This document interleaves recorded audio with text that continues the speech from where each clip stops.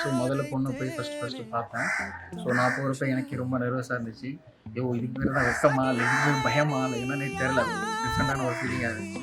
கை தீண்டும் பௌர்ணமி கொஞ்சம் நில்லு. ஈவன் என்ன ஒரு 20 இயர்ஸ் 50 இயர்ஸ் கழிச்சு உனக்கு ஏன் என்னை பிடிச்சதுன்னு கேட்டால் கூட எனக்கு ஆன்சர் பண்ண தெரியாது.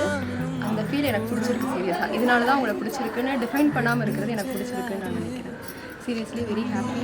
கண்ணே நீளும் காலம் வேண்டும் வாராயோ அருகிலே. பூவே காதல் பூக்கும் பூவே சாரல் வீச ஈரம் என்னை கொஞ்சம் மழையில் உன் வாசம்